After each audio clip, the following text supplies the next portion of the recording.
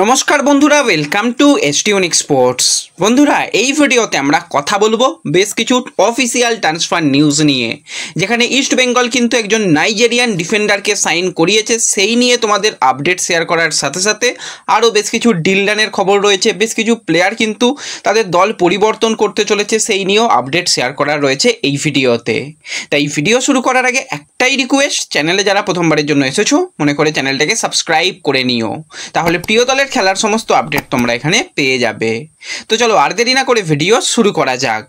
তো আজ থেকেই কিন্তু সিএফএল শুরু হচ্ছে। সিএফএল শুধুমাত্র এখনো পর্যন্ত যেরকমটা আপডেট দেখানো হবে এসএসইএন অ্যাপ্লিকেশনে, যেটা কিন্তু প্লে স্টোরে অ্যাভেলেবেল রয়েছে। সেখান থেকে তোমাদের মোবাইল দিয়েই কিন্তু খেলাগুলো দেখতে হবে, কোনো রকম টিভিতে লাইভ টেলিকাস্ট হচ্ছে না এখনো পর্যন্ত আপডেট। আগের বছর পর্যন্ত বাংলার প্রধানদের খেলা কিন্তু আমরা জি24 ঘন্টা সেখান থেকে দেখেছিলাম, কিন্তু এই বছরে খুব সম্ভবত সেটা হচ্ছে না। এবার এসএসইএনে খেলা দেখতে গেলেও সেটা কিন্তু আবার বিনামূল্যে নয়, সেখানেও কিন্তু তোমাদের 500 টাকা সিজন পাস লাগবে। মানে এটা ভেবে দেখো, সিএফএল দেখানো হবে সেটাতেও নাকি 500 টাকা চার্জ, সেটা কিন্তু লাগবে। সেটা দিয়েই তবে তোমাদের খেলা দেখতে হবে। আমার তো মনে হয় না এবছরে আর আমি সিএফএল দেখতে পাবো, কারণ এই সাবস্ক্রিপশন দিয়ে 500 টাকা সাবস্ক্রিপশন দিয়ে খেলা দেখাটা সত্যিই খুব চাপের ব্যাপার। তো দেখা যাক কারা কেউ সাবস্ক্রিপশন নিলে সেখান থেকে যদি কোনো আপডেট পাই তো অবশ্যই জানাবো। এবং ইস্টবেঙ্গলও কিন্তু 27 তারিখে প্রথম তাদের ম্যাচ খেলবে। আজকে তো উদ্বোধনী ম্যাচ রয়েছে, অনুষ্ঠান এখন হয়তো শুরু হয়ে গেছে আমি যখন ভিডিও বানাচ্ছি। তো দেখা যাক কীভাবে কোনো ব্যবস্থা করা যায়, সেই দিকে আমরাও চেষ্টা করব, তোমরাও চেষ্টা করো। কেউ জানতে পারলে সেটা আমাদের ফেসবুক পেজে কিন্তু অবশ্যই জানিও। এবং এর সঙ্গে সঙ্গে আমরা যদি একটুখানি ট্রান্সফার নিউজ নিয়েই কথা বলি, প্রথমেই একজন বিদেশি প্লেয়ারকে নিয়ে কথা বলবো। তার কিন্তু ডিল ডান হয়ে গেছে। 32 বছর বয়সী আর্জেন্টাইন অ্যাটাকিং মিডফিল্ড পজিশনের প্লেয়ার ব্রায়ান সানচেস। তো এই সানচেসের যদি আমরা কথা বলি, সে কিন্তু অফিসিয়ালি সিগনেচার করে দিয়েছে বেঙ্গালুরু এফসিতে। এবার এই সানচেস তার ক্লাব কেরিয়ারে বেশিরভাগ সময়তেই কিন্তু খেলেছে আর্জেন্টিনাতে। সেখানে ফার্স্ট টায়ার লিগের ক্লাবে তার খেলার অভিজ্ঞতা রয়েছে। সেখানে ফার্স্ট টায়ার লিগের ক্লাবে খুব একটা বেশি নয়, সে 23টা ম্যাচ খেলেছে, কিন্তু মূলত সেকেন্ড টায়ার লিগের ক্লাবে 89 ম্যাচ খেলার অভিজ্ঞতা রয়েছে। ক্লাব কেরিয়ারে 143 ম্যাচে 17টা গোল 6টা অ্যাসিস্ট রয়েছে কিন্তু এই স্যানচেসের কাছ থেকে। এবার প্লেয়ারটা কি শুধুমাত্র অ্যাটাকিং মিডিও? একদমই নয়, সে কিন্তু ভার্সেটাইল প্লেয়ার। অ্যাটাকিং মিডিও সেখানে খেলতে পারে, centre forward, left wing, right wing পজিশানে খেলতে পারে। তো ভার্সেটাইল প্লেয়ার হিসাবে কিন্তু তাকে ব্যবহার করতে পারবে জারাগোজা। এবং অলরেডি বেঙ্গালুরুর কাছে রায়ান উইলিয়ামসের মতন প্লেয়ার রয়েছে যে দুটো উইংয়ে খেলতে পারে। তার সাথে এই স্যানচেস, সেও দুটো উইং, অ্যাটাকিং মিডফিল্ডার, প্রয়োজনে সেকেন্ড স্ট্রাইকার বা স্ট্রাইকার হিসাবেও খেলে দিতে পারে। এটা কিন্তু একটা খুব ভালো সাইনিং হয়েছে বলা যেতে পারে।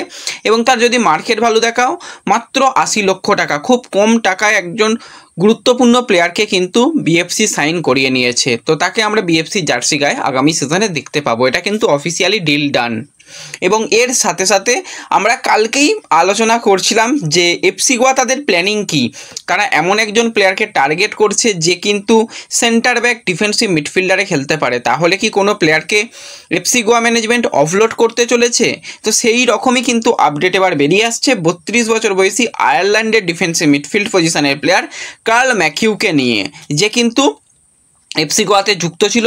দারুণ এফসি গোয়াতে পারফরমেন্স করেছে যতদিন সেখানে খেলেছে। তার কিন্তু অফিসিয়ালি কন্ট্রাক্ট শেষ হয়ে গেছে। এবার এই কার্ল ম্যাকিউকে নেবার ব্যাপারে কিন্তু কথাবার্তা শুরু করেছে এবং যথেষ্ট কথাবার্তা ভালো পজিটিভ দিকে নিয়ে যাচ্ছে চেন্নাইন এফসি। ওয়েং কোয়েল কিন্তু চাইছে তাদের মিডফিল্ড পজিশানটাকে দুর্দান্ত করতে এরকম একজন বিদেশি প্লেয়ারকে। এর সাথে যদি হাবিরও একটা স্ট্রং লিঙ্ক আপের খবর বেরিয়ে আসছে, যেই মানে জুটিটা আমরা দেখেছিলাম এটিকের সময়, কার্ল ম্যাকিউ এবং হাবি তারা মিডফিল্ড কন্ট্রোল করতো পরবর্তী সময়। এটিকে মোহনবাগানে কার্ল ম্যাকিউ এবং জাবি একসাথে খেলতো। সেই মিডফিল্ড মানে জোনটাকে কিন্তু এবার চেন্নাইয়ে দেখার সম্ভাবনা রয়েছে। এখনও পর্যন্ত অফিসিয়াল সিগনেচার কিছু হয়নি, কিন্তু কথাবার্তা বেশ পজিটিভ দিকে নিয়ে চলে গেছে। সব কিছু ঠিকঠাক থাকলে আগামী সিজনে কিন্তু চেন্নাইন এফসির জার্সি গায়ে আমরা কার্ল ম্যাকিউকে এবং জাভিকে দেখতে পেতে চলেছি একসঙ্গে। এবং এরপর যদি আমরা একটুখানি ডুরান্ড কাপ নিয়ে কথা বলি, তো ডুরান্ড কাপ তো হবে, সেই নিয়ে কোনো রকম অনিশ্চয়তার ব্যাপার নেই, কিন্তু ঠিক কতগুলো দলকে নিয়ে হবে, কারা খেলবে কারা খেলবে না, সেই নিয়ে কিন্তু একটা অনিশ্চিত ব্যাপার রয়েছে। আজকের দিনে দাঁড়িয়ে যেরকমটা আপডেট, 6টা আইএসএলের ক্লাব কিন্তু তারা খেলবে না, এরকমটা প্রায় সিদ্ধান্ত নিয়ে ফেলেছে। কিছু ক্লাব তো তারা একদম একদম বলতে গেলে পেন অ্যান্ড পেপারে জানিয়ে দিয়েছে যে আমরা খেলবো না। তার মধ্যে যেরকমটা শোনা যাচ্ছে, ওড়িশা এফসি তারা কিন্তু ডুরান্ড কাপ থেকে তাদের নাম তুলে নিয়েছে। তারা দল গঠন তো করেইনি, তারা মানে দল আদৌ রাখবে কিনা সেটা নিয়েই একটা চিন্তার ব্যাপার রয়েছে, কারণ বেশিরভাগ প্লেয়ারকে তারা ছেড়ে দিয়েছে, কোনো সিগনেচার কোনো লিঙ্ক কাপের কোনো খবরাখবর নেই। তো তারা ডুরান্ড কাপে সত্যিই দল নামাবে কীভাবে সেটা তো চিন্তার ব্যাপার ছিল। হ্যাঁ, রিজার্ভ টিমকে পাঠাতে পারতো, কিন্তু সেটাও তারা করতে চাইছে না, তারা ডুরান্ড কাপ খেলবে না বলে জানিয়েছে। তারা একটা মানে প্রেসার করেছে বলতে হয়।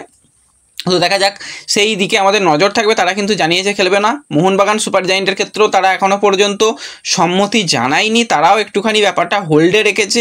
এরকম বেশ কিছু ক্লাব করছে, কিন্তু কিছু কিছু ক্লাব তারা কিন্তু খেলার জন্য মোটামুটি প্রস্তুত রয়েছে। তার মধ্যে East Bengal, north east, Punjab FC, Jamshedpur তারা খেলবে, তাদের খেলতে খুব একটা সমস্যা নেই, তারা কিন্তু খেলবে, সেটা শোনা যাচ্ছে। এবার দেখা যাক কি হয় না হয়। হ্যাঁ, এরকম একটা চাপ দেওয়া অবশ্যই দরকার, কারণ আইএসএল হবে কি হবে না, কিভাবে হবে পরবর্তী সময়, সেই নিয়ে যে অনিশ্চিত ব্যাপারটা রয়েছে, তার জন্য ক্লাবদের একটুখানি প্রোটেস্ট করতে হবে। সেই কাজটাই কিন্তু বেশ কিছু ক্লাব করছে। এবং এর সাথে সাথে আমরা যদি সরাসরি এবার চলে আসি ইস্টবেঙ্গলের খবরের দিকে, তো ইস্টবেঙ্গল কিন্তু তাদের দল থেকে গুরুত্বপূর্ণ আরও একজন প্লেয়ারকে ছেড়ে দিয়েছে। সেটা হচ্ছে 33 বছর বয়সী বাঙালি ডিফেন্ডার তন্ময় ঘোষ, যে কিন্তু সাইড ব্যাক পজিশানে খেলতো, সেই প্লেয়ারকে কিন্তু এবার ছেড়ে দেওয়া হয়েছে। সে কিন্তু পার্মানেন্ট ডিলে কালীঘাট এমএসএ সে যোগদান করেছে এবং এক্সপিরিয়েন্স প্লেয়ার, বয়স তার 33, লাস্ট ইয়ারে কিন্তু তন্ময় যথেষ্ট ভালো ডিফেন্স সামলেছিল, তাকে কিন্তু আমরা এবার কালীঘাটের জার্সি গায়ে দেখতে পাবো। এবং এর সাথে সাথে আরও একজন দুজন প্লেয়ারকে কিন্তু ইস্টবেঙ্গলের রিজার্ভ টিম থেকে অবলোড করা হচ্ছে বলে শোনা যাচ্ছে। এবং এর সঙ্গে সঙ্গে আমরা যদি একজন বিদেশি প্লেয়ারকে নিয়ে কথা বলি, তো সেক্ষেত্রে ইস্টবেঙ্গল কিন্তু অফিসিয়ালি একজন বিদেশি প্লেয়ারকে সাইন করেছে, সেটা কিন্তু আইডব্লিউএল এর জন্য। আইডব্লিউএল শুধুমাত্র নয়, ইস্টবেঙ্গলের মহিলা দল কিন্তু তারা এবার এশিয়ার মঞ্চে খেলবে, তারা প্র্যাকটিস শুরু করে দিয়েছে। কিছুদিন আগে একজন নাইজেরিয়ান প্লেয়ারকে, অ্যাটাকিং লাইনের প্লেয়ারকে ইস্টবেঙ্গল ছেড়ে দিয়েছিল। আমরা তখন কথা বলছিলাম যে কেন এই প্লেয়ারকে ছেড়ে দেওয়া, তাহলে কি আরও আপগ্রেড প্লেয়ারকে আনবে? হ্যাঁ, সেরকমভাবেই আরও আপগ্রেড কিছু প্লেয়ারকে ইস্টবেঙ্গল বিদেশি প্লেয়ারকে নিতে চলেছে, সেইভাবেই শোনা যাচ্ছে। 26 বছর বয়সী নাইজেরিয়ান ডিফেন্ডারকে কিন্তু সাইন করিয়েছে। নামটা খুবই কঠিন নাম, একটু বলছি শুনে নাও, মাউরিন ট্রোভোলা। তো এই মাউরিন ট্রোভোলাকে কিন্তু সাইন করিয়ে নিয়েছে। সে কিন্তু লাস্ট ইয়ারে সে খেলেছে এই যে চ্যাম্পিয়ন্স লিগ, সেই চ্যাম্পিয়ন্স লিগে মরক্কোর একটি ক্লাবের হয়ে কিন্তু তার ফাইনাল খেলার অভিজ্ঞতা রয়েছে। তো এই এক্সপিরিয়েন্স ডিফেন্ডারকে কিন্তু ইস্টবেঙ্গল অফিসিয়ালি সিগনেচার করে নিয়েছে। তো কিছুদিন ধরেই তোমাদের বলছিলাম ইস্টবেঙ্গল একজন নাইজেরিয়ান ডিফেন্ডারের পিছনে রয়েছে। আমরা তো ভেবেছিলাম পুরুষ দল, কিন্তু সেটা মহিলা দল। তো মহিলা দলেও একটা ভালো অ্যাডিশান হয়েছে।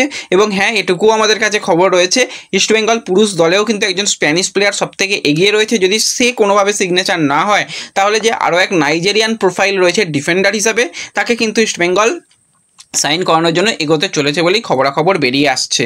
তো এই ভিডিওতে এই আপডেটগুলোই শেয়ার করার ছিল। ভিডিও ভালো লাগলে লাইক শেয়ার করে দিও, চ্যানেলে প্রথমবারের জন্য এলে চ্যানেল সাবস্ক্রাইব করে নিও। তো দেখা হবে পরবর্তী ভিডিওতে।